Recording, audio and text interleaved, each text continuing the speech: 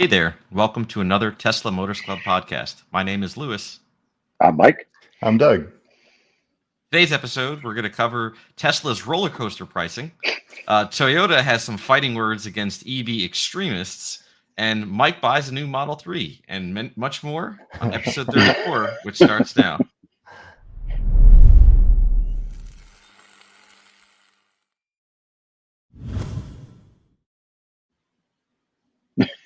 Hey there. How's it going? Back? We're back. Technical difficulties all sorted, hopefully. Hopefully. Alrighty. Well, I mean, we have some big stuff to jump into, so I say let's start out with that Tesla pricing. Indeed. Hit us with the deets. All right. So the pricing roller coaster that we've been on lately has been a wild ride, to say the least. They gave us a rebate discount back in December. Bunch of people bought into it, and like January 2nd or 1st, they cut the prices by several $1,000s, in some cases as high as 10,000 on the Ys, and that was something in response to the government saying, yes, we got the $7,500 rebate, but not all Teslas are going to get that rebate. So they chopped the prices down. Then they went and they argued with the government, and they said, well, the Model Y with the 5 seats really is an SUV, just like the 7-seater.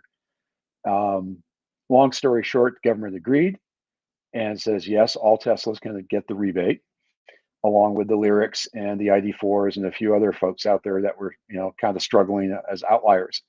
By all Teslas, you mean 3s and Ys? 3s and Ys, not yes. S's Let's be or clear. X's. Not yes. My bad. Let's be clear about that.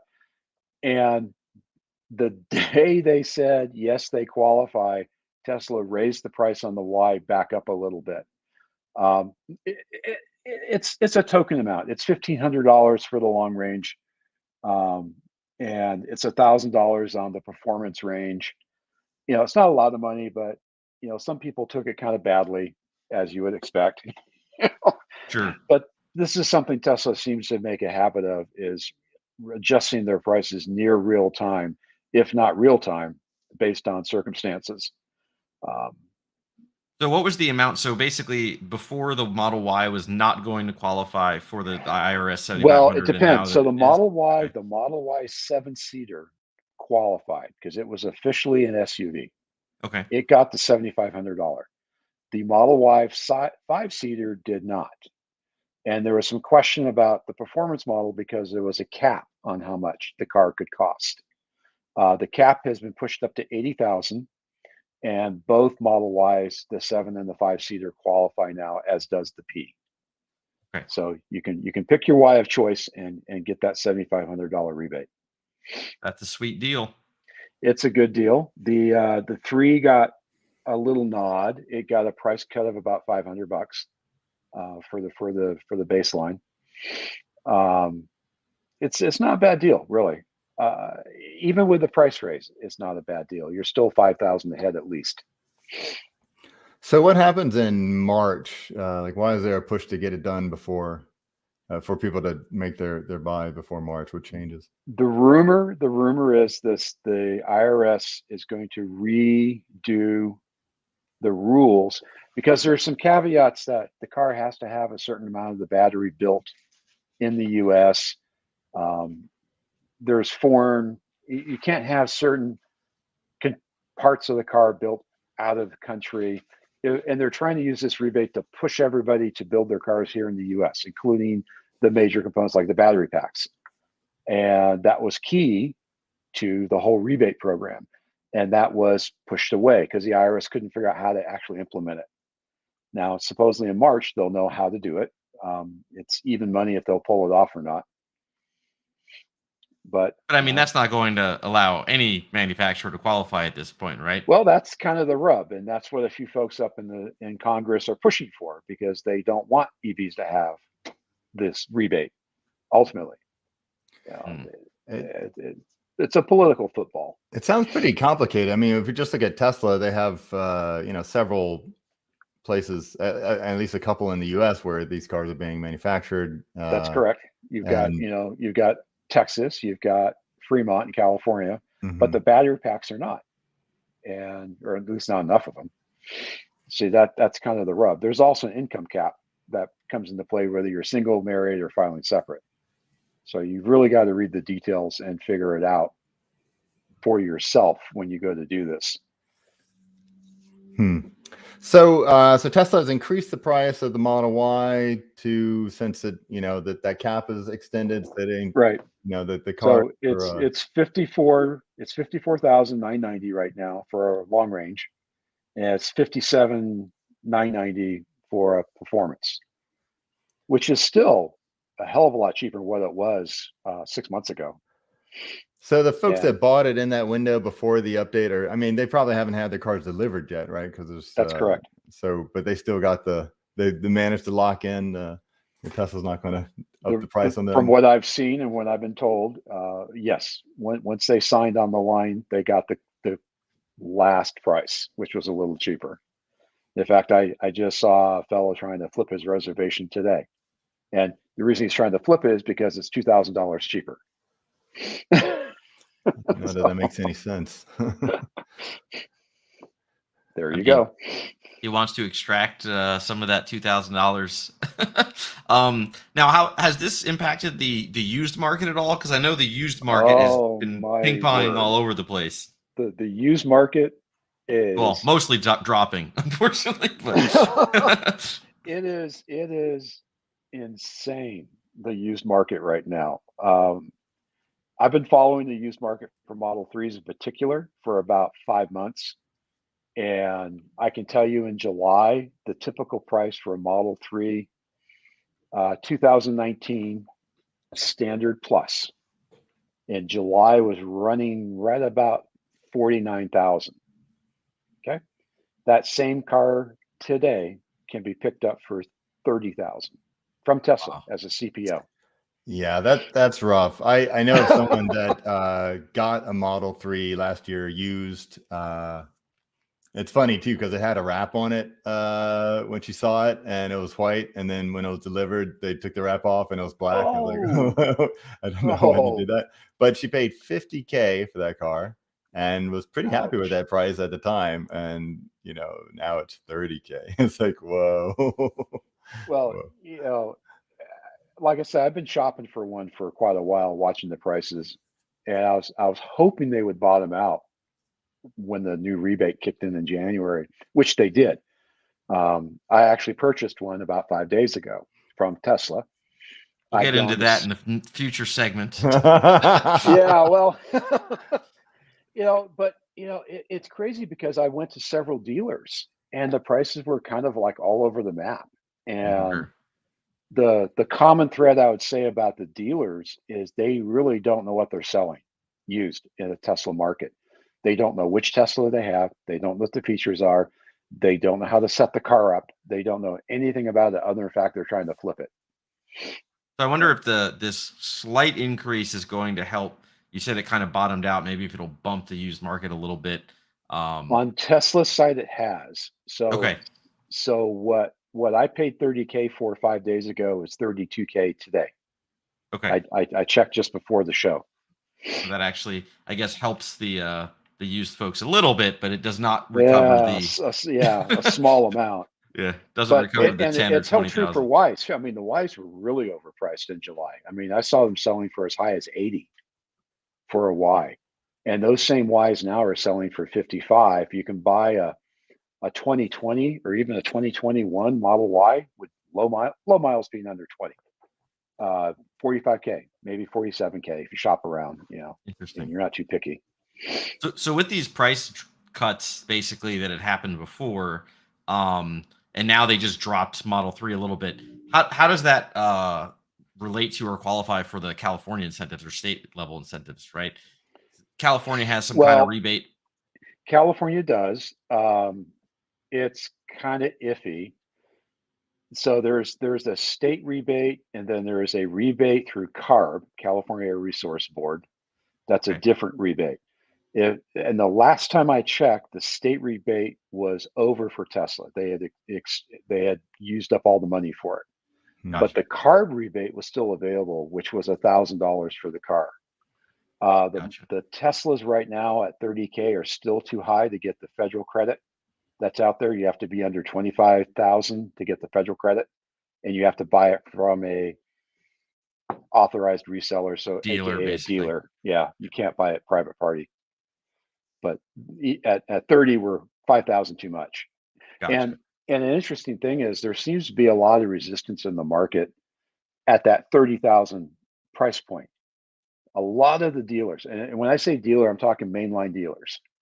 They are 30,200, 30,500. It's the fly-by-night independent dealers that are pushing 26 to 27,000 for the same car, roughly the same car. Gotcha. The mainstream dealers are trying very hard not to go below 30. Oh, they don't That want to makes take that much of a bath, I guess. Well, there was a dealer I was talking to. They had a 2019 blue Model 3. They advertised it as a mid-range. When I got there, it was a standard range plus because they didn't know what the hell they were doing. Mm. And that car, I didn't like that car for a couple different reasons, but whatever. Can you remind me what standard range plus meant? That was standard range, but it had some of the standard range interior. plus was 240 miles of range EPA. Okay. Really works out to be about 215, 220, depending on the shape of the battery and your driving style. Almost all of them are partial premium interior, which means no ambient lighting.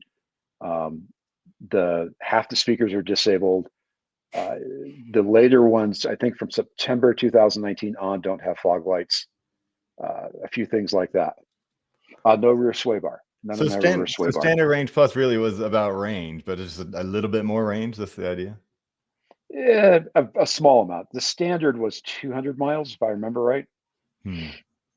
And then you had the mid-range, which was 260. So even just a little bit more. Yeah, that's what I got. And then the extended range was like 280 or 300, depending on the model year.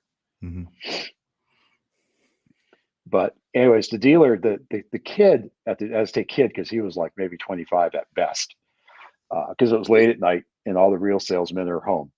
So this kid was on the lot, and he was telling me that the dealer had bought a Model Y for 60 at an auction like 3 weeks prior, and they just sold it for 48 just to get it off the lot, because there was no way they were ever going to get 60 for it after what happened in the pricing.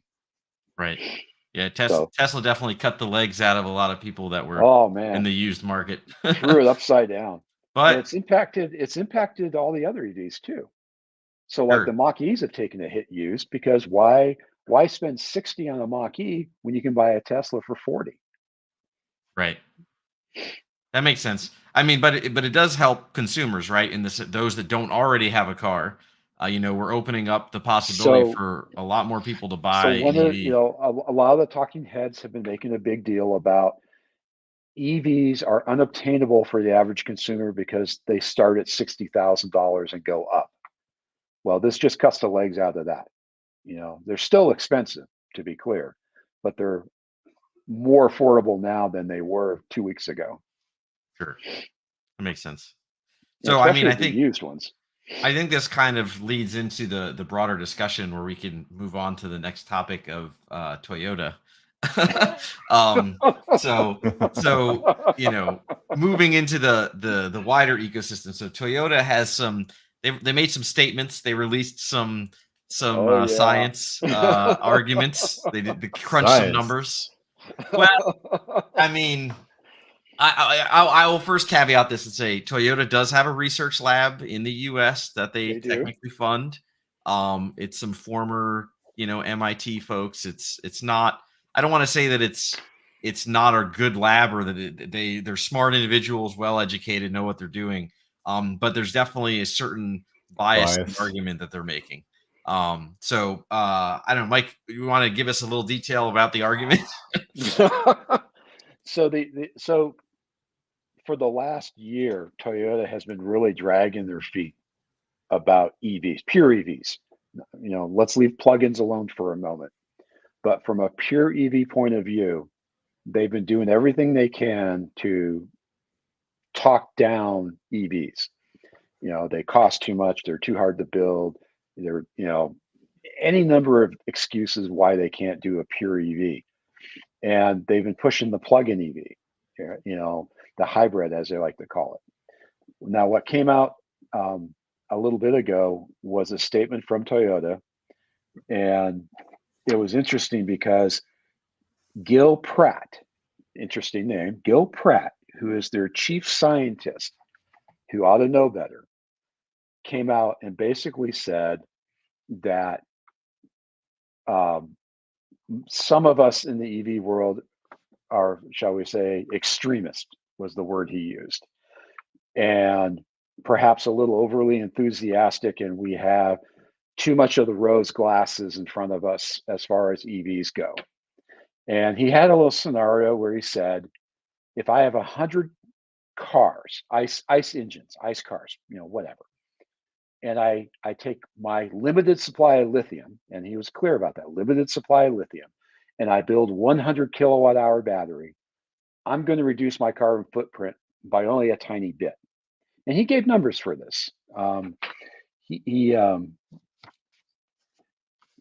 The 100 cars were producing 250 grams of carbon per kilometer. And basically, if you build one car with the battery, you only reduce it by a small amount. And he's saying what we would be better off doing is if we took that lithium and we distributed it across as many cars as we could, so the fleet would reduce the carbon footprint by a small amount. And it's junk science because his assumption is completely faulty from ground up. Yeah, I mean that statement, I was like, yeah, that is true given these unreal constraints, right? Well, that's it. You've got to lay the proper groundwork when you're going to say something like that.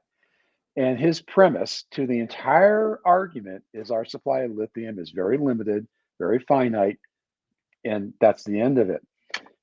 And it really isn't. I mean, so I looked up some numbers because I was kind of curious. And we being humans, we get 50% of our lithium from Australia. That's where most of our lithium comes from. 90% of that lithium goes to China and it gets made into batteries. China controls 60% of the battery market. Okay, so there's your market forces at play.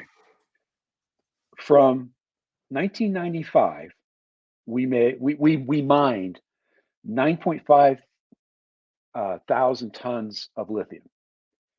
In 2021, we mined 105,000 tons of lithium, and there's no signs of it slowing down.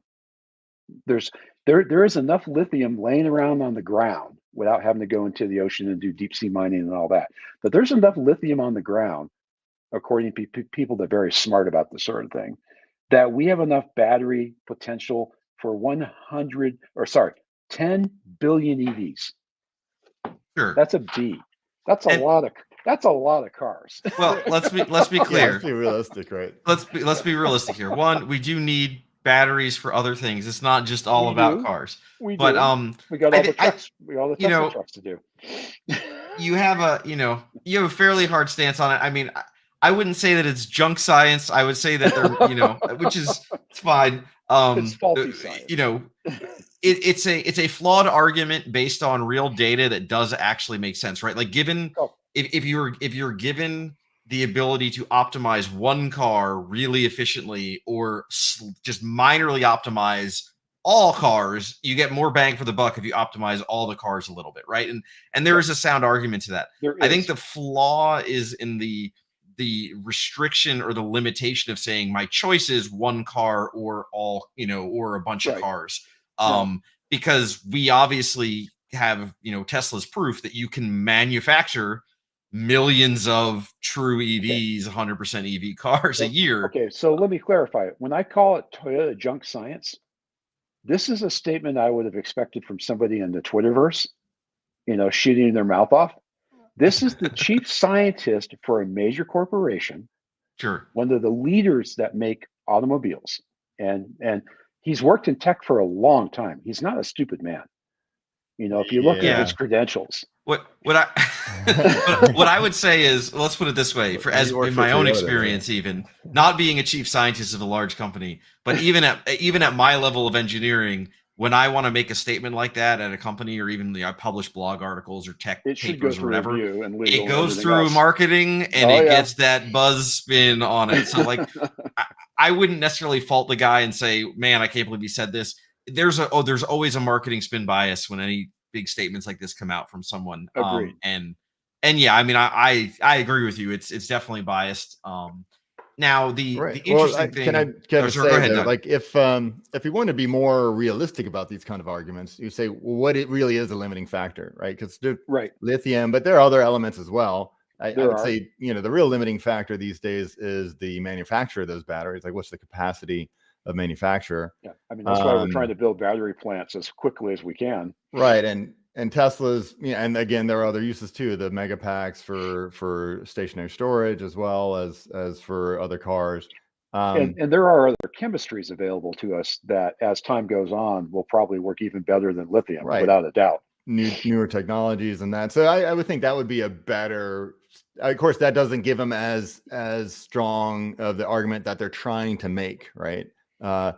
Toyota has a very large vested interest in continuing the technology that it already has, which is these hybrids, like the Prius, which they advertise as the electric car. You don't have to plug in. I would argue that too, but so does every other manufacturer that's made the commitment to go EV.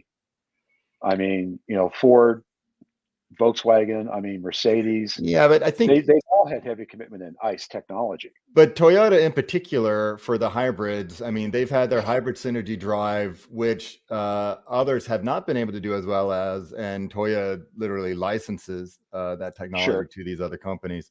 So they really have a vested interest. It's kind of sad though, because, after California ended the EV mandate and the Prius and the hybrid, that became the only sort of electrified car that was available. Toyota really had the mantle of, the environmental automaker, providing this car that we could have, and yet they've done everything to slow us down. They do hydrogen diversions and those sort of things instead of.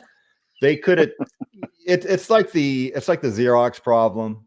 Wanting to continue to make photocopiers instead of going to PCs, or the Kodak. Yeah, Kodak. Exactly. Kodak, I think, inventing the digital camera, but still, doubling down on the film. And Toyota, if they're not careful, they will be. Yeah, they will be Xerox. They'll be Kodak. Yeah. It's a fundamental business problem with. Yeah, it's a fundamental business problem with large corporate, public companies. Is inertia. Tesla, the Toyota drove hybrid. Like, without Toyota, hybrids wouldn't have been a thing to the level that they were, right? Like, they basically the were Prius innovative thought leaders. Everybody knew the Prius, but the problem is, once you do that, you no longer incentivize to keep innovating. You already have the edge. And when somebody else innovates in a different way, you go, whoa, that encroaches on my innovation, right? So, I mean, it is a common problem, and that's why you do need companies like Tesla to come along. You need startups, which is where in automotive it's so difficult, right? In tech startups, it's easy. I can start a company. I don't need $100 million to start a company to compete with another software company, right? Like, it's very cheap to go, oh, Google's not innovating, I'm gonna make my own thing and fight back. It's a lot harder to build a car. It's a lot harder to build a car company. So that's why, or I think Tesla was so important and so unique in their position of, like, they were able to attack such a large industry and successfully and push. They basically pushed EVs to the forefront. If it wasn't for Tesla, I don't think EVs would be where they are. It's called disruption for a reason, and that's a case study in it. Yeah. So let's talk a little bit about that moniker of the EV extremist. I'm highly offended. Yeah, there is a little bit of something to it. We didn't call it EV extremists. We called it EV purists. And that had its own connotations as well, which I won't go into. But and it definitely was a deal, back in say 2010 or whatever, where okay, GM is coming out with the Volt, and that was their, they were the, they had the EV1, they had EVs, right? And so they're They going did. to Volt, They and crushed it's them all. this, and it's sort of it's system which can sometimes be serial, sometimes parallel hybrid setup, which is actually pretty elegant. And the second generation Volt was I thought was great in terms of being EV way better than their first generation Volt. But I, as the guy helping run the Tesla forum, a lot of people hated it, right? Like, what is this? Like, what's all this gas? It's they should just be making pure EVs. But I think certainly at the time, the issue wasn't really, maybe manufacturing capacity was at some level in there, but the real issue was cost to the consumer, and the price of batteries was high enough that, gee, if I could make a car that had a 50-mile range, and that is, covers the vast majority of most trips, and then on that little bit when I need to go a little bit further, have a gas engine to kick in, that was a great solution. And back in 2010, it made a whole lot of sense. Even, some people might not know this, but back in 2007, back when the code name of the Model S was the White Star and Model S wasn't a name yet, the proposal was, okay, we're trying to do, the first generation car was the Roadster, which was a $100,000 vehicle. We're going to make the sedan, which was supposed to be $50,000, and the only way they were going to do $50,000 was to that would have a reasonable range, tiny battery, was to have a small battery, and to be a plug-in hybrid. They proposed it to be a plug-in serial hybrid. Now, after whatever turmoil in the company, that fortunately that idea was abandoned, because I thought, okay, if you're going to go into ICE, you need a whole other level of expertise, and it just complicates the whole system. Tesla walked back on that and talked about hybrids of being neither fish nor fowl. It's like the worst of both worlds or whatever. But I think that at that time, hybrids did make sense. Okay. Tesla, ultimately, maybe only sold very few cars with very tiny batteries for 50K. And then, after they paid back their ATVM loan, was it alternative technology and vehicle manufacturing loan, as soon as they paid that back, all right, they basically killed that 50K car, and and Model S's cost whatever they cost, whatever 70, 80 plus or so. Still, that made sense. I had an i3 for a bit, and you really had the sense of, okay, this is good. I got a reasonable range, and when you needed gas, you used it. And I really had to learn that, okay, it really made sense to go ahead and use that gas, because the charging infrastructure was terrible if you really need to go a proper distance. So now it's been some years, right? Right now, I'm not so sure. I think probably within the next few years, we can get enough battery manufacturing that every car can have a reasonable range. And the question is, what is that range? Does everybody need 200 miles? If there is a good charger every 100 miles, I would argue that for Teslas, 200 miles is fine. Could you do a 100-mile Tesla? I don't think Tesla would ever do that, probably. Would tough. So yeah, that's the question: does the hybrid still make sense? Does the plug-in hybrid still make sense? I think it's fine as part of the tapestry of. I would counter your point there a little bit. Okay. Lewis is laughing. I can't wait to hear this, Mike. Let's go. No. So this is a very interesting segue. So Doug is actually quite correct. 200 miles seems to be the sweet spot for a lot of folks on their EV. It is. I mean, I run the 200-mile range car, and I take it on road trips. I'll go 1,800 miles with it, and it works. I just have to stop a little more often than I would with something with a bigger battery pack. But where people run into problems, at least the folks I know, is with the public charging. Yes, they could have a 100-mile range, and it'd be perfectly reasonable if they could charge publicly and do it reliably every single time. We're not there yet. Teslas are close. Tesla chargers are great compared to some of the others I've had to work with. But not Yeah. everybody wants a Tesla or can afford a Tesla. Right. Though you got a 30K Model S. I'm sorry, Model 3, right? So Yep. 30K Model 3 sounds pretty good. With Pretty good price. what, 200, Well, but okay, so 250 miles range or the BMW I bought was actually a lot less. That was 17K, and it's a California qualifies it as a hybrid because it's got a little small gas generator in the back, but it doesn't actually drive the wheels. So it's not a hybrid in the sense that we all know and love. Right. And you're talking about the i3 with the Rex. That's right. Which is That's what right. I had. What's so interesting about that car, though, is it seemed like, okay, this is a really good balance. And I hardly ever used gas in it. But Yep. then I It's a occasionally great did have to safety take net. it. Occasionally need to take it on some distance. But the quirks about it was tiny gas tank, right? So the gas range was only like another 60 miles or so, right? Yeah. And it's 2 gallons of gas. and this little scooter motor that they put in there, that was pretty self-contained, right? Because it just sat behind underneath the trunk space. It did not put out enough power to give you a reasonable drive. So what you really needed to do is, if you knew that you're driving a distance that was longer than the range you had, you needed to be able to kick that generator in earlier, so that it could just charge your battery up to give you more of a buffer. The EPA wouldn't let you do it. Right. You had to hack the thing, which is what I did. You had to code it, which I did too. And especially if you're trying to go up a mountain, I guess they call it mountain mode, because if you didn't already have that battery capacity, you were a rolling chicane going up a mountain, because everybody would be trying to pass you. Yeah, the default, and that's the thing about plugins and a hybrid technology. So, like, our Pacifica is what I call true hybrid. It's got a 3.6 liter gas motor that can drive the van regardless of the battery condition. It's got I think it's a 24 kilowatt hour battery pack, good for 30 miles. But Chrysler was smart about that because it will default to battery pack as long as there's a charge. It only rolls to gas when you've depleted the battery.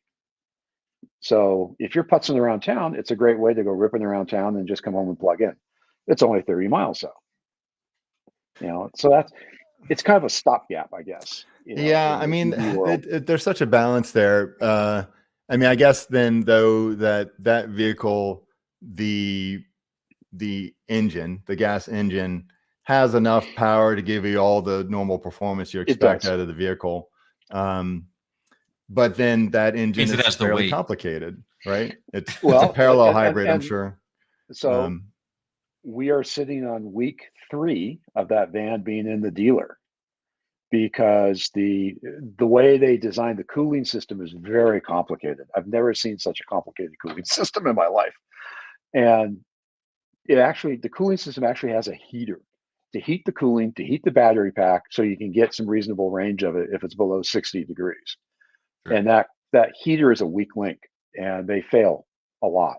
Mine failed, and we're waiting for parts. Did they put in a heat pump? Just kidding. Sorry, I didn't want to. Nice try.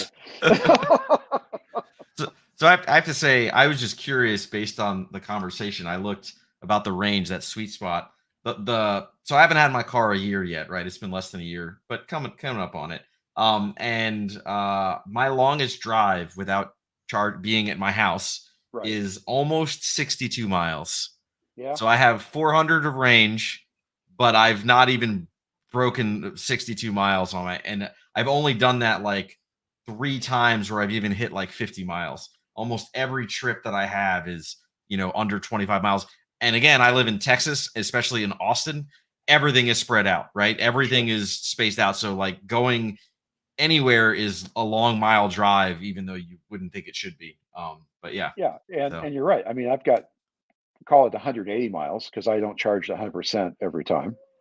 Right. But Yeah. between, my wife going to work, coming home, taking the kids to school, water polo, between all the normal day-to-day stuff, I could go 2, maybe 3 days without charging, and I get down to about 30%. That's Sure. perfectly reasonable. Yeah. Yeah. So, I mean, I guess for the plug-in hybrids, right, the argument is most driving that people do most of the time, you're going to be able to mostly stay on electric. And then you only need to use the gas if you're going farther. Well, Um, that's if they design the vehicle right. I mean, Right. there's Absolutely. no really, and it depends on the driver too. I mean, there were a spate of compliance cars, particularly in California, that and Toyota, I think, was the worst I think culprit Mazda. here. I think Mazda kind of rates there too. Okay, well, in terms of just having like the bare minimum amount of EV only range to get whatever full credits that they needed, and to get, in California, the big thing was the HOV lane to Yep. be able to drive You there. wanted the sticker. And basically, it's like, okay, well, here's a car. It's got a plug, but you don't have to plug it in. Right. And a Or lot of gas, people it's fine. and a lot of people would do it that way, especially if it's such a tiny range that it didn't seem to make that much of a difference to them. Okay, I can plug in and get whatever it was, a 15-mile range or something. That's ridiculous. I think a 50-mile range is probably the sweet spot for somebody that does a hybrid that works properly.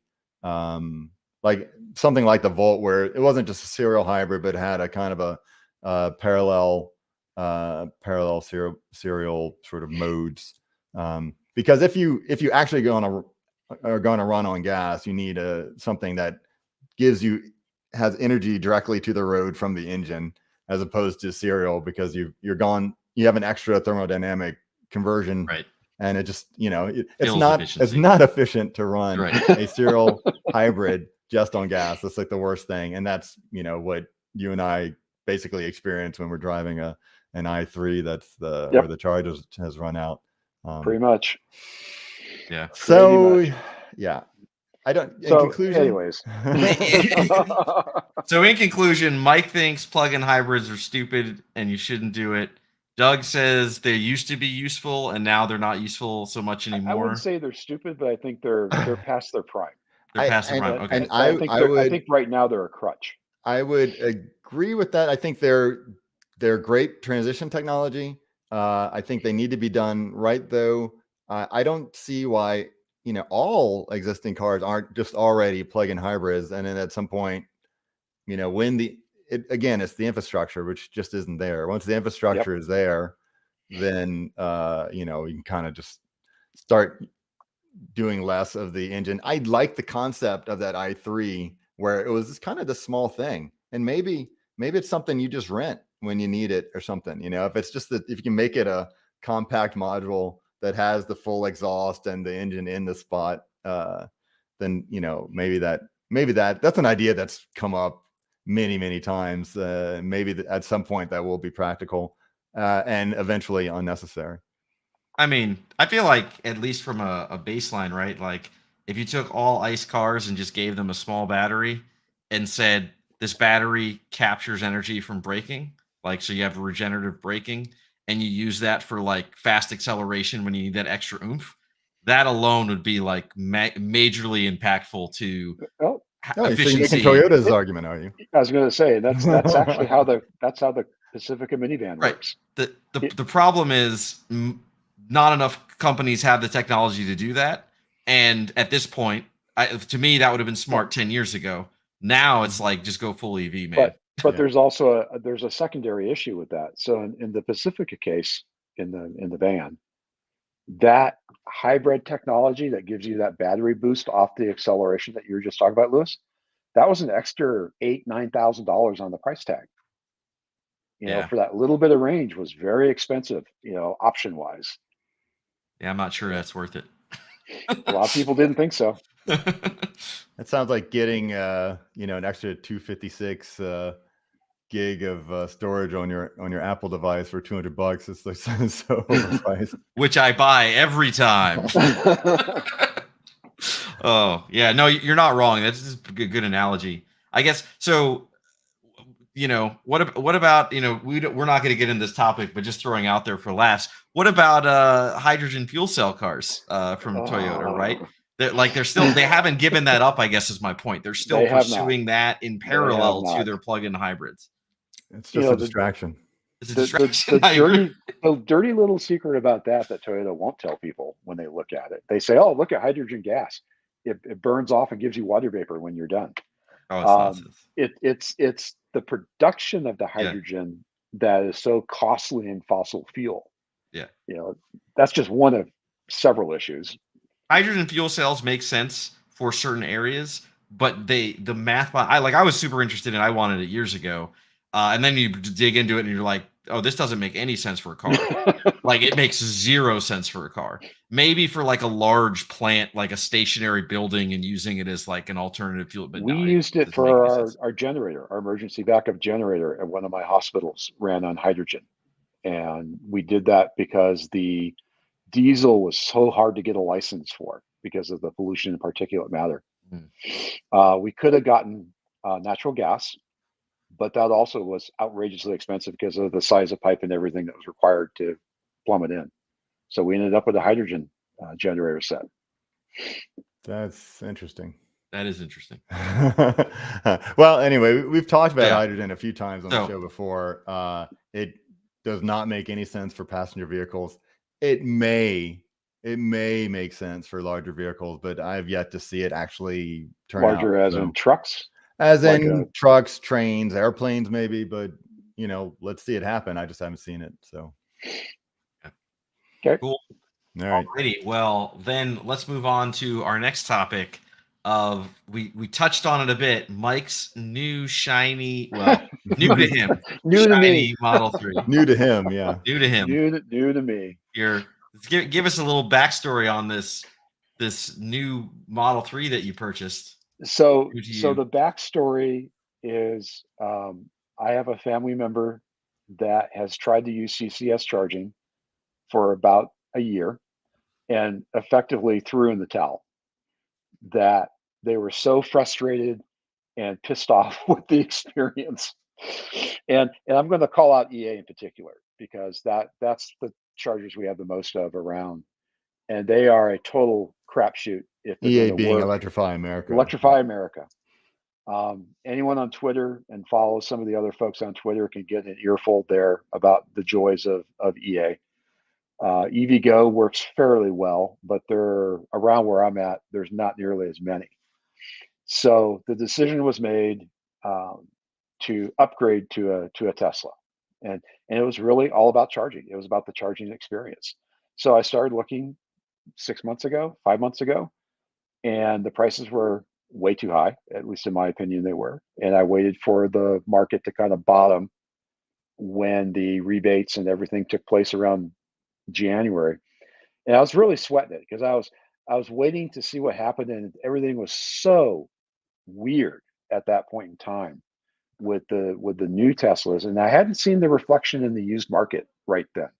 There was a bit of a delay, but I'm telling you, right in January, the first 2 weeks of January, when Tesla announced their price cut, the used market just got blown away. And I'm kind of looking around, and I ended up going to Tesla, and I think Tesla's fighting a battle of excessive inventory. They've got all these lease returns that have shown up. They're not doing the robo-taxi that they said they were going to do, which is why you couldn't buy your leased car back. And so now they're stuck with all these cars. And so I got a great deal on a Model 3. I picked up a Model 3. It's a 2019 Standard Plus. It has 33,000 miles on it. It's been refurbished by Tesla. It's got an extra year of factory warranty, bumper to bumper. It does not have FSD, but it does have autopilot. And it was $30K delivered to me, plus tax for the state. Pretty good. Sounds like a good deal. And that was 5 days ago. Today, I checked. That same car is now $2,000 more. So Mike bought the dip. Yeah, you bought that dip and you win. But even at $32K, that's a really good price for a factory CPO refurbished Tesla that you can feel fairly reliable and comfortable with, unlike some of these weird one dealership, selling out of the back of my garage. I ran across several that were salvage titles, and they were not upfront about that. You had to go kind of digging around, and these guys are rebuilding them out of who knows where. Well, it's not like anyone in the car industry, particularly in used cars, would be dishonest, right? Oh, not at all. So Not you at get it from all. Tesla. I mean, that I would have a little more, even though There their may be a little services. dishonesty there, but Yeah, but I would feel more confident having gotten it from at Tesla. least it's got the Tesla warranty. So if they're too Yeah. dishonest about it, they'll actually fix what's broken, I hope. So what's what is the best way of going about finding that, okay, I want to use Tesla, or I have a friend that wants to use Tesla? Do I just look at the Tesla website, or are there just other places? Like, is there any private party that you really want to try to trust, or Trust? I mean, you spent quite a bit of time looking, right? So what do you think if I wanted to cut through, and what's the best Doug's way looking for a new car. Right. I'm looking to give others advice. I'm honestly looking to get more people. Like, I have friends that have multiple cars, and like, So hey, one of those cars should be an EV. it's a level of comfort. How much comfort do you want when you buy your Tesla? I bought a Tesla at a dealership, and it went mostly okay. It was the 5 hours of haggling and yelling at them about all the crap they put on the car. They ceramic coat it, and we have to charge you for it. I said, but I didn't want it, and you didn't have it in the ad. It's things like that. So it wasn't so much the car as it was the dealership experience. Well, Mark Sequence had a nice comment. He said, if there's any dishonesty, I'm sure it's within spec. Yes, sir, Mark. You're absolutely right. You can find it right in the panel guides. It's within spec. I'll say this about, if you're shopping, Tesla's a good place to go. You go to your model. In my case, I went to the Model 3 section of the website. You scroll down to the bottom, check inventory. You click the button that says, show me the used cars you got. And you put in the zip code of where you are. And they will give you a listing. It varies day to day. Oh, it may vary more than that, but I saw a cycling of day to day of different cars. They move a lot of inventory. And it gives you a solid starting point of what your car or what you are looking for is worth in the market. It tends to be a little on the high side, but your Tesla will usually sweeten the pot. I talked to a mobile ranger. It says they go through the interior. They tend to refurbish the interiors pretty well. They tend to make sure all the mechanicals are in good shape. And they give you, like I said, an extra year of factory bumper to bumper warranty. And that's not insignificant if you're looking at a car that's a 2019, because that warranty expires this year. So you get an extra year out of it.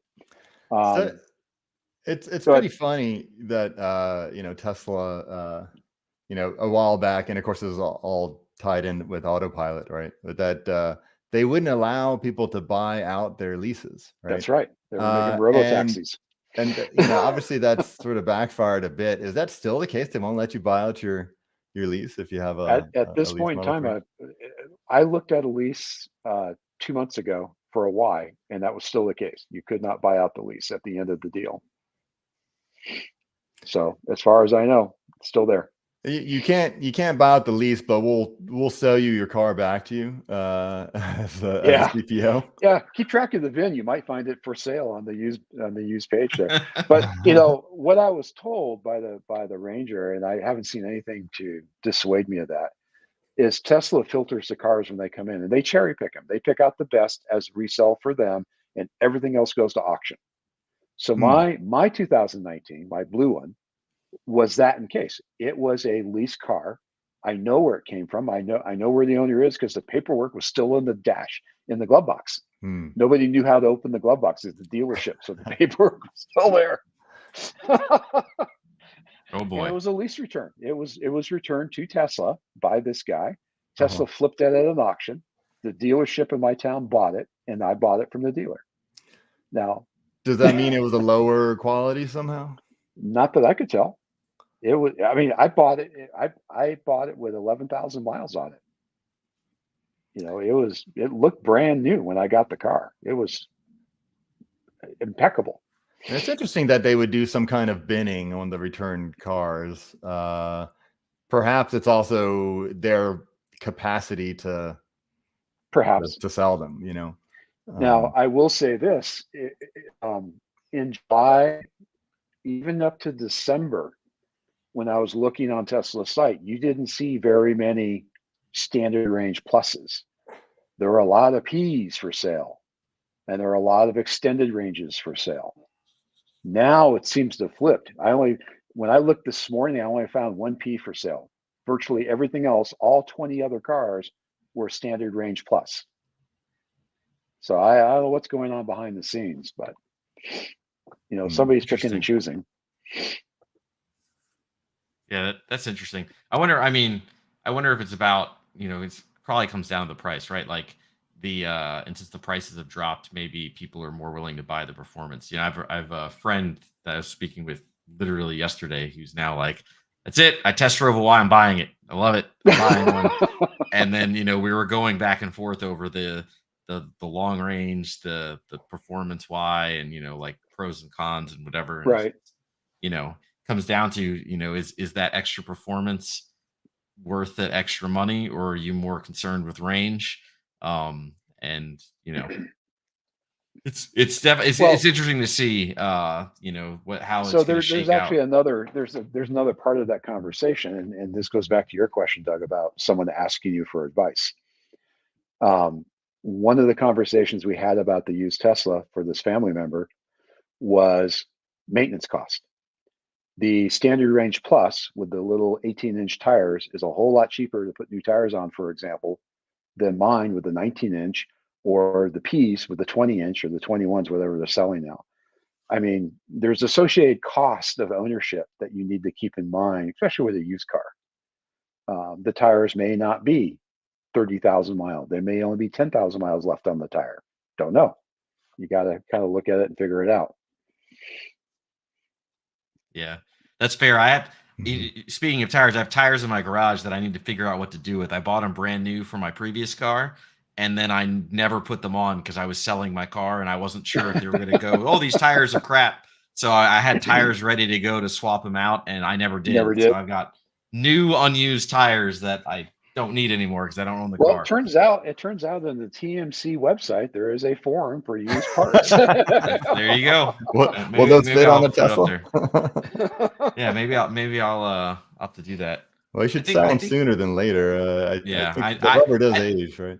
I've already decided I'm out the money, right? Like I'm already like I'm out the money, but yeah, I should do something to it. Alrighty.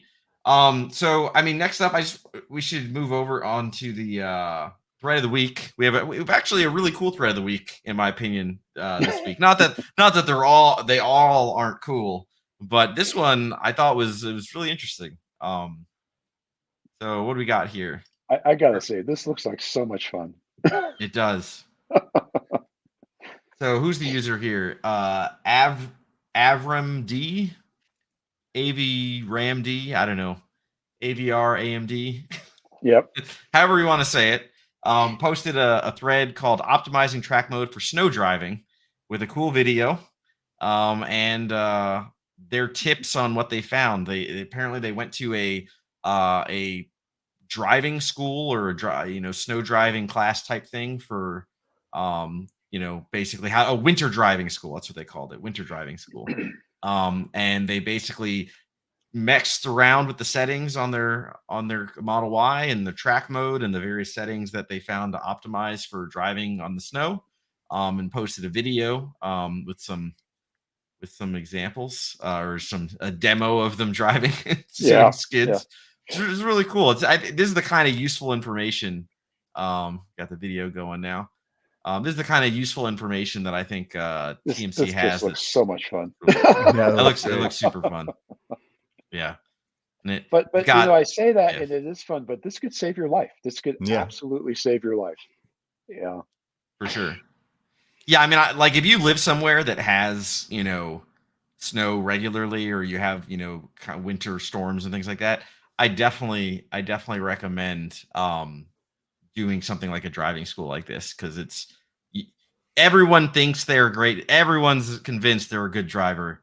But until you've been in the scenarios specifically and actually practiced them and actually Yeah. done them, you don't actually know how you're going to handle it. And it's really important, especially on your way to Tahoe. The other guys stuck in the snow. You need to be able to drift sideways past them and sort of show them a little hang loose line. Give them a little hang 10. Yeah, as you go by. So you tell them who's boss, and right, then right, exactly. If you want to know how to drift your Tesla in the snow, this is the thread for you. Well, and I would add, I mean, you can see I'm not in my normal place of residence. I'm actually up at 5,000 feet in the mountains right now. And I can say from experience that the tires I have on my Tesla, which are the Contis, they absolutely suck in the snow, even a little bit of snow. So if you plan to go to the mountains and do something like this, please, please, please get some snow tires. Please don't drive summer tires on snow like this. Yeah. Please don't. I had my last car was a 370Z that, of course, I bought living somewhere that was warmer, and then it had summer tires. And then I moved to upstate New York, and I got to drive that car 4 months out of the year. Otherwise, it was too cold. The tires turned to plastic, and it was horrible. And I didn't want to deal with switching tires and doing all that. Rims were expensive, yada yada. But anyway, yeah. If you live somewhere where you have snow, get all-weather tires at least. Pliable enough. They just load up with snow really bad. They don't throw off the snow like they should. Yeah, it's fair. And that comes from, we're in a little valley right here on the northern side, so we're always in the shadow. So there's a lot more snow than I expected, and there's ice every morning. So that little driving class would be a lot of use if I do more of this. Yeah, that'd be cool. Alrighty, so that's our thread of the week. I do want to just make a shout out. I did receive from a viewer based on our last podcast. We showed a video on FSD driving, it was the autopilot driving back from 2016. We were making some commentary around that. If you haven't seen it, watch our episode 33. They pointed out to me that there was another video that Tesla also released in 2016. So there were two videos. We showed one of them. There's actually another video that showed it was more engineering focused. You could see kind of the video feeds of what the car was seeing. You had better view of the driver's feet, that they weren't interacting with the pedals. I mean, it was a nice video. I still stand by. I feel like a lot of our commentary is still accurate, where the car, looked like it was doing something that, it very much made you watch that video. You're like, hey, FSD's ready. And this is in 2016. And now we're 2023 and FSD is still not ready. So and both still a bit misleading. Both videos had the same preface of, the driver isn't doing anything. He's just there for legal reasons. And right. But I thank you for sending that in, though. I do want to point out that, first of all, if you ever do, you have issues, or, leave comments or submit things to us if we get something wrong, we'd love to see it. And it was good to see that other video. It is a little bit, a little more detailed than the one that we had showed. So anyway, but there's another video out there. I just want to call that out. But speaking of FSD, we do have some big news in the world of FSD, baby, sort of, almost. Elon Musk has tweeted again. How many of you are sick of hearing those words? I am so sick of hearing the words that Elon Musk has tweeted again. He's such a fount of information. Yes, he is. He is full of information, among other things. And he has tweeted finally again that it looks like FSD V11 may actually be coming to us by the end of this week. Now, he said the end of this week, right before the end of a week, but right. I think he meant the following week, because I think he tweeted this out yesterday, maybe, or the day before, something like that. It was Saturday when you tweeted it, yeah. Saturday, so yesterday. So he tweeted yesterday. But yeah, so I think it is fair to say he means by the following weekend. So this will be FSD version 11.3, which will be the first version that goes outside of the internal, Tesla employee folks. He did admit that it's taken longer than they wanted. He did say that it's a bigger deal. It's harder to do than they expected, which is fair. But they do think that they're finally close enough. And again, the big deal about version 11 is it is a huge improvement over the previous FSD. Supposedly, they are now replacing a lot of their C++ code with neural nets. So they actually have models doing the control of the car, not just the interpretation of the video feeds and object detection, all that kind of stuff. So there's going to be a lot of changes and hopefully improvements with V11. Elon has touted that V11 was amazing. This goes back. V11, I think, was originally tweeted about in like 2019 or something like that. I'm pretty sure it was like 2019, 2020. We saw tweets about this, but anyway. So for those watching the video, you can see the tweet on your screen. The actual quote from Elon is, "V11 has been tougher than expected, as it is a significant re-architecture of neural nets, plus many more neural nets replacing C++. Hope to ship V11.3 by the end of the week." And I will add. That was on February 4th that he posted. Sorry, go ahead, Mike. So in the theme of Lewis's is excitement, if any of you viewers, listeners would like to jump on the bandwagon and you've been resisting, today I went ahead and resubscribed for my $199. And guess what shows up is you get the 2022.44.30.10, which has really got the FSD beta 10.69.25.2 code base. And it used to be just a few months back, if you subscribed, you were on the existing stack or whatever you had in the car. And now they're saying, nope, we got this upgrade for you. Congratulations, download your software, install it. So if you would like to play in this arena, in the sandbox, I would suggest that for $109 or maybe 8 trips to Starbucks, you can have FSD and kind of have a good time for a month and see what you think of it. And I know I'm always bad mouthing FSD, but I'm naturally curious. But he's still subscribed. So Mike came back. He's still, he still hit that dope. He's going for that dopamine drip. He's still, that's right. Pulling the roulette wheel, seeing if. How many times are you gonna try to kill me this time? Yeah. So, but I think thanks, Mike. That is actually a really interesting point. That now, if you do turn on FSD, if you buy the subscription, they do upgrade your software right away to whatever the current wide release is. So that's good to know, especially when V11 comes out. I imagine a lot of people will probably. And that's kind of why I did it, because I'm very curious to see how well this new software is going to work. Well, we'll see. I had an interesting experience yesterday. I'm starting to wonder if FSD beta is getting code from the semi, because several times now when I need to make a turn, the car. Like I need to make a left turn, the car starts going right and then goes left, like this big wide, like it's like I'm pulling a trailer or something. Like what the heck is going on? Well, we all know. We're gonna hope that that's not the case. But yeah, that's interesting. So Michael Mooney says, "I'm surprised they brought everyone up to the same level with FSD and non-FSD for a holiday update. Yet since then they were putting out newer non-FSD builds." And yeah, I noticed that as well, Michael. They made a big deal about this. Elon tweeted about it, or I think I will walk that back.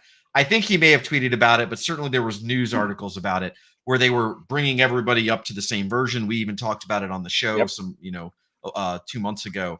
And it was like a big deal. Like, hey, everyone's on the same software. We're no longer going to lag behind. And then what do? They started releasing non-FSD builds again. So it's like, I have to say, software release and deployment practices and processes are difficult to do. Most companies do it poorly.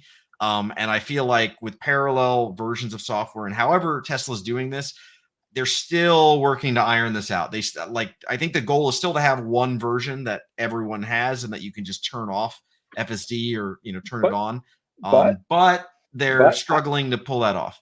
I will tell you, despite what you just said, Lewis, it's heads and shoulders beyond what Volkswagen does with the ID4. Okay. I mean, Let's be the clear. competitor, Tesla has no competition for over-the-air updates. Yes. I mean, Let's be very clear. As a software person, I am constantly like nitpicking and pointing out the horrible nature of software systems and what companies do. Yet when it comes to automotive, Tesla is no one's close, right? Yeah, So like Tesla absolutely. to me is like the best. Like I would buy a Tesla just because of how much better they are with their software. Forget everything else. Like their software alone is the reason to get a Tesla. But yes, now does that mean that they're like a most amazing software company out there? No, but in the automotive world, they might as well be, right? They're the best. Yeah, good perspective. Yeah. So anyway, so we'll see. Fingers crossed. Maybe we'll get FSD soon. Yeah. So Michael Mooney is commenting, Doug, my car has also started doing the turning slight right before turning left. So apparently you got friends. Yeah. I mean, okay. I mean, I do it myself sometimes when it makes sense to do so, but when there's a car right next to me, I think it's freaking that guy out. Maybe just, take the turn a little slower. And I still have the issue of I need to go straight, but it decided to be in the right turn only lane, and it doesn't care. It doesn't care that's in the right turn only lane. Awesome. So we did have some comments I wanted to touch on. Jones one just said, "I love FSD. Paying $99 is not that bad. I'm still nervous on turns. $199. Yeah, I think it's $200. There's two $200 prices though. Isn't there a cheaper one that's not FSD? It's like just the autopilot, enhanced, enhanced or something. No, I thought they had multiple subscriptions. There was talk about it, but as of this okay. morning when I looked at my phone, it was just the one. But you might already have that paid for. No, I don't know. It's $199 though. You're right. $199 FSD subscription. But let's see. We had Marcos Vargas asked, is a 2016 Model S with 95,000 miles for $28,000 a good deal? No FSD and is clean. So he in his original comment he said $20,000, but he then corrected $28,000 is the actual price. So what do you think, Mike? You've been looking at used cars. So 2016 Model S, 95K miles. $28,000. Well, he corrected and said 28. Yeah. If the car is clean and it's got all the features set that you would expect. Now, what I don't see, he just says it's a model, but what's his range? He didn't say the range because there's like three or four to pick from. And that's fair. And there's some very interesting details to be aware of with the Model S, in particular in that vintage in those years. But on the surface, all things being equal, it sounds like a good deal. It's a little below what I've seen a lot of the Model S's of that vintage going for. And if it's clean, doesn't have any obvious problems. Drivetrain was an issue. Most users have had a drive replaced at one time or another. There were some axle issues, and some people tell me that it's fixed, and other people tell me there were still some issues. I don't know. My father-in-law's got a 2015. He's never had a drive issue, but I think he's a rarity in that sense. So 2016, it says no FSD. Partially 2016 predates all those extra cameras for the Model S anyway. I think, wasn't it 2017 where you got the extra cameras? Probably. Sounds right. Probably, yeah. But, $28K for a car like that, I mean, the mileage is a little high, but on an EV, it doesn't matter nearly as much as it matters on ICE. Right. Yeah, I guess it depends on, is there going to be any kind of warranty on the battery? Like, what's the battery? Really, it's what's the battery? So there are two companies I'm aware of that will do third-party warranty on the Model S batteries now. Oh, nice. Yeah. So there is some hope that you can get coverage where you're not hung out to dry. It's not bad. So just a clarifying point. We had a few folks in chat clear this up. So if you purchase enhanced autopilot for like $6,000, whatever it is, then your subscription is only $100 a month. Yeah, that's so it's half the price because you effectively paid half the price of buying FSD outright. So yeah, I see. Just be aware that is comment. Yeah, so that is an option. So Jones one did that. But yeah, so just be aware that is an option. So it's $199 if you have not purchased enhanced autopilot. If you put down the $6,000, see, I only have the plain Jane autopilot. Do the math on that if you think it's worth it for you. I would count my own estimation. I would say it's probably not worth the price difference. It depends on how long you're gonna subscribe for, right, and how long you're gonna own the car and all those other kind of things. You gotta figure out your break even point. I'm one of those stupid people that did the math, saw it was a terrible idea, and then just paid outright for FSD Did it anyway. anyways. So no, Well, honestly, if I remember, you were trying to speed up your delivery though. I was. I did it as part of. Was if you got FSD, they would speed up the delivery. They looked at the value of like the deal, and they would try to rush those orders. They would prioritize them based on how much you're spending. So that was part of it for sure. But no, it's also one of those. I know that I'm going to have this thing. I just want it anyway. Screw it. I'll just pay for it. And I don't want to deal with the subscription, even though like the car, you got to have it for 7+ years or whatever it is to break even on that. And then like I don't drive enough to where I could just turn it off and then turn it on when I'm going to do a road trip where I really want it. So it's kind of silly, but whatever. I paid the money. It's fine. It's a toy. It's a toy. But it's a toy. But once FSD is solved, it's worth $200,000. Yeah, right? Shut up. Oh, that was it. Yeah. See, here's the thing. That's only true if there's a few factors there. That's only true if you're willing to let other people in your car to use it as a robo-taxi, which I am not. I'm not going to Uber my Plaid, right? Like I'm not going to let people, use my Plaid. Or you have a commute and you go to a job. I work from home. I've worked from home even before COVID. My wife also works from home. We sit in the same room working as engineers, So for me, it makes no sense. It will never be worth it, but sure. So as Elon would say, you're stealing from your employer, right? Right. I'm stealing. Right. Exactly. I'm stealing from my employer. You're not one of the high achievers. So. Right. Exactly. So I will say though, that I work for a company that actually makes a software product that is designed for performance monitoring and performance analytics for both hybrid on-prem and remote workers. And so we track it quite effectively. I was gonna say, do you guys eat your own dog food? Or you? And we do. Oh yeah, absolutely. So okay. I know what my metrics look like, and I know what the comparison is of people working in the office and not working in the office. And I will strongly disagree with Elon on those statements. As you should. But anyway. So in terms of that value of FSD and the fact that we paid for it, or at least you and I paid for it ahead of time, and it's going to be so valuable later. I guess that has been pretty much undercut, right? That there will be a hardware 4 and hardware 3 ain't it. Hardware 3 will only be. We can expect that it will achieve what do you say 3 to 4 times as good as a human, and then hardware 4 is really where it's at. I mean, so here's the thing. They said. So here's the issue. Part of why I was willing to spend the money, though, is I looked at it and said, hey, they'll upgrade my hardware. And it now is sounding like, we don't know definitively, but it sounds like, based on Elon's statements, they said that hardware 3 is all that's necessary. Hardware 4 will make it better and even safer, but that doesn't mean hardware 3 won't be able to do it. So that this is their backpedaling. I think this is their argument for not upgrading people's hardware.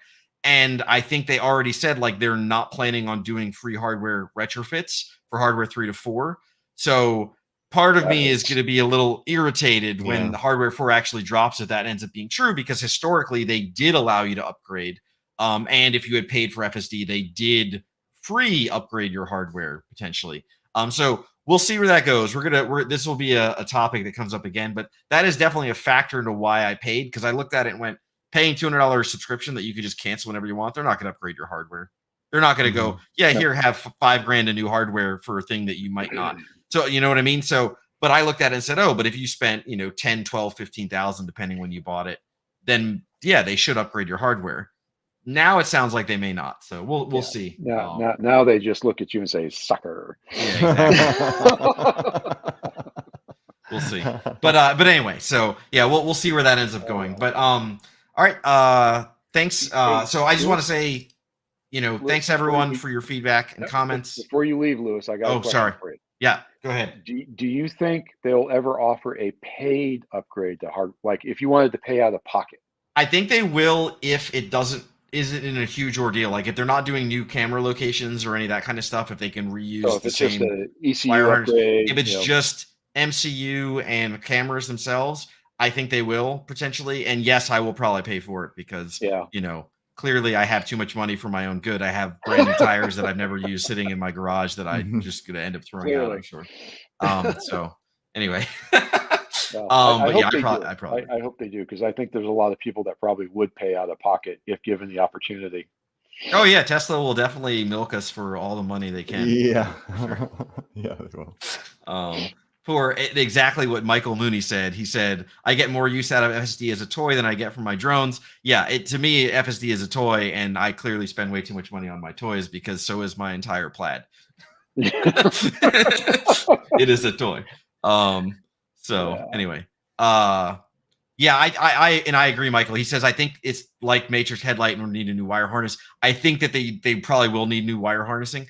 The argument is, are the holes going to be there? Is it possible? Could you snake it through or not? Like, how much is going to have to take it apart? Because I'm not above taking my own car apart and doing that myself if I can. I have. Right? Like I've done that before with my previous car, right? Like I'll take it apart and rebuild it. So yeah, I'm definitely down to do that upgrade if I have to do it myself. But anyway, I call my Model 3 my Lego car for a reason. That'll be a topic for another podcast if we get there. So all right. So again, this is episode 34. Again, thanks so much for your feedback, your comments. We appreciate it. Thanks for the messages and the posts on Tesla Motors Club. As always, if you want to support the podcast, you can subscribe, hit the bell, all that fun jazz. Tesla Motors Club website, you can become a supporting member. Thank you so much, those behind the scenes, Danny and Adam, that helped make this happen. Yeah, we'll see you next time. See ya. Cheers. Bye.